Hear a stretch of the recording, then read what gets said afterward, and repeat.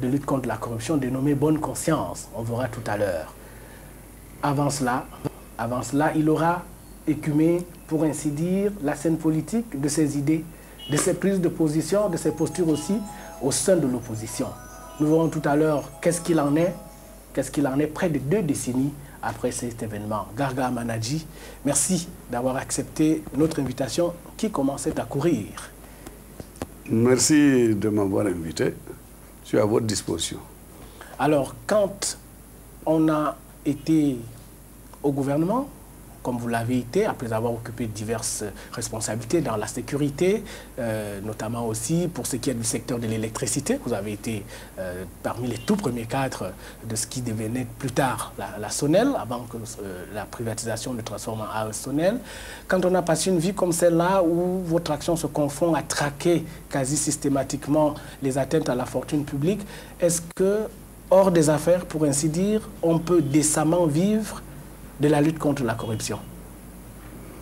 Bon, d'abord, il faut peut-être redresser, non pas redresser, compléter ce que vous venez de dire. Je n'ai pas fait que la sécurité et la Sonel.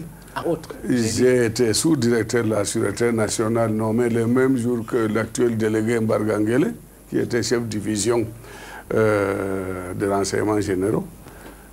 Directeur au ministère des Finances, secrétaire général au ministère de la fonction publique, directeur comptable et financier de la Sonel, inspecteur d'État, avant d'être nommé ministre de la fonction publique et du contrôle de l'État. Et ensuite, plus tard, a changé de dénomination. Ministre de la fonction publique et de la réforme administrative. Vous voyez, le chemin était long. Absolument, on verra d'ailleurs où ça s'est joué, et d'ailleurs pourquoi vous partez le 27. Alors, est-ce qu'on peut vivre décemment et quotidiennement de la lutte contre la corruption au Cameroun? D'abord, ce n'est pas une... c'est une conviction. Ce sont des actions successives. Ce n'est pas une fonction forcément rémunérée. Bon, à la CONAC, je suis rémunéré. C'est la CONAC qui vit de la lutte contre la corruption.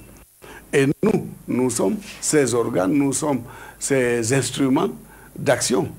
Bon. Quelqu'un qui est honnête vit toujours bien. Quelqu'un qui se rend suffisant par lui-même, sans chercher trop à imiter les autres, réussit à se suffire et à se nourrir décemment.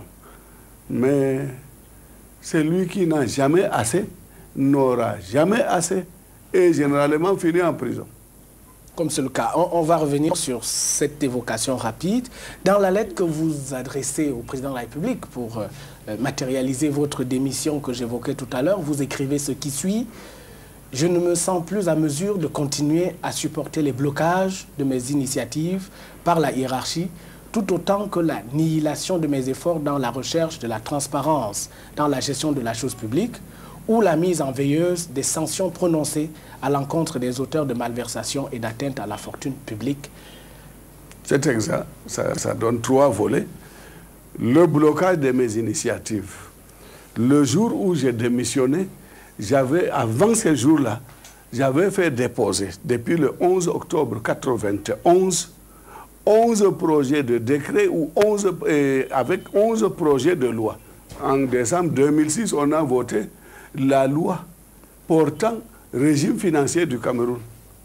Je l'avais transmise à la présidence le 11 octobre 1991. On l'a envoyé à l'Assemblée et elle est votée en décembre 2006. Vous pensez que j'allais rester de 1991 à décembre 2006 pour attendre le vote d'un projet qui était parfaitement bien conçu? Et je n'étais pas le seul à l'avoir fait. J'étais le coordonnateur, puisque nous étions avec le ministère des Finances, le ministère des PTT, le contrôle supérieur de l'État, et la CNPS, on n'était pas les seuls. La justice, c'était un projet de loi parfaitement bien conçu, mais les messieurs de la présidence étaient assis dessus pour des raisons qui leur étaient propres. Je ne sais pas si ça leur a servi, je ne suis pas sûr. Et le statut de la fonction publique, il y a un décret que le fonctionnaire ignore et paie à son âme, c'est le ministre Anzé qui insistait. Il n'y a pas de cumul entre la pension d'un fonctionnaire et une rémunération. Alors, André était embêté. Parler du ministre André Tsumbi. Le ministre, il dit peu à son âme, ça ne peut être que lui. Et il tenait à ce que sa pension s'ajoute à sa rémunération, ce qui signifie que c'est un homme intègre. S'il était comme les autres, il aurait volé et se serait passé de 300 000 francs de pension. Alors donc, j'avais 11 projets de décret et de loi envoyés à la présidence, dont j'attendais l'aboutissement. Le blocage est confirmé. L'étouffement de mes initiatives. J'avais 1000 initiatives, mais elles étaient étouffées par la gauche, par la droite, etc. Et enfin, les sanctions qu'on ne voulait pas faire aboutir. On condamne quelqu'un qui a volé l'argent de l'État. Eh bien, le monsieur se promenait et me narguait, et lui, il se promenait avec l'argent volé. Il y en a qui ne sont toujours pas les sanctions que nous avions prononcées. Il y en a qui ne sont toujours pas appliquées. Et ces messieurs ont des immeubles à Bastos, je les connais, et de l'argent volé. Évidemment, je ne vous demanderai pas les noms. Non, pas encore. Si, quand même. Non.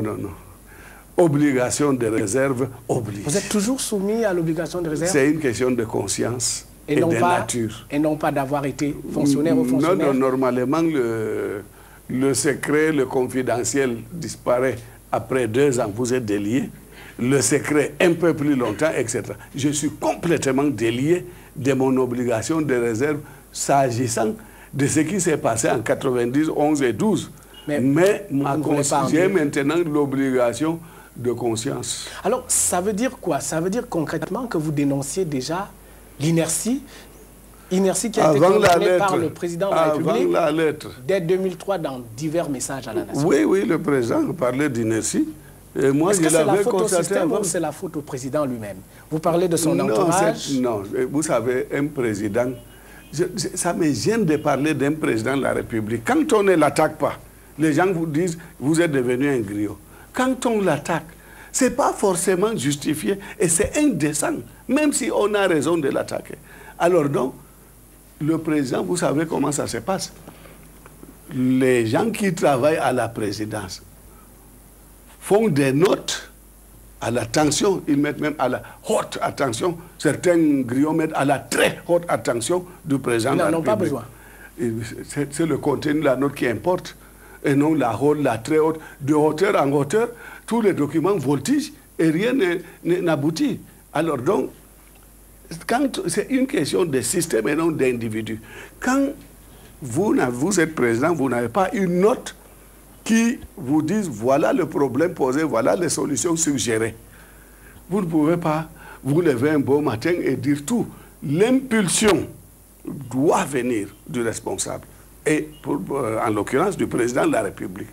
Mais les suggestions qui viennent de la base doivent aboutir à lui, malheureusement, par le biais de tout un arsenal d'intermédiaires dont certains ne comprennent rien à rien, je le dis haut et fort, et ils sont là pour faire le griotisme et attendre un petit strapontin. Il y en a qui en ont eu et qui sont tombés de ces strapontins. Alors vous parlez de système, vous privilégiez l'analyse qu'on dit systémique, mais quand même, quand on vous écoute et qu'on vous suit bien, vous indexez quand même le secrétariat général de la présidence de l'époque. Au moment où vous démissionnez, vous n'avez pas osé parler du secrétaire général de l'époque? Non, j'ose parler de tout le monde. À l'époque, il y avait un premier ministre et un secrétaire général. Les documents étaient d'abord bloqués par le secrétaire général et avant que ne fût créé le premier ministère, était bloqué au secrétariat général. Je ne dis pas par le secrétaire général, mais était bloqué au secrétariat général. D'ailleurs, je me suis amusé, il y a, dans le régime financier du Cameroun, il y a un article qui libéralisait la gestion comptable et financière des communes.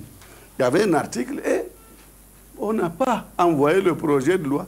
Mais l'article était extrait du projet et avait fait l'objet d'un décret qui donnait aux communes la faculté d'ouvrir des comptes bancaires. C'était nous qui l'avions fait. Et un chargé de mission, certainement, a voulu montrer qu'il est très intelligent, beaucoup d'initiatives. Il a volé ça pour dire que c'était lui. Il n'était pas lui. Alors, il y a deux déclarations que vous avez toutes faites à propos de cette démission. La première rapporte qu'il y a une thèse qui avait été défendue auprès du chef de l'État, selon laquelle vous vous apprêtiez à mener une chasse aux sorcières dans les milieux bêtis, d'une part. Et la deuxième thèse, c'est qu'on vous avait finalement retiré l'essence même de votre combat en vous retirant le contrôle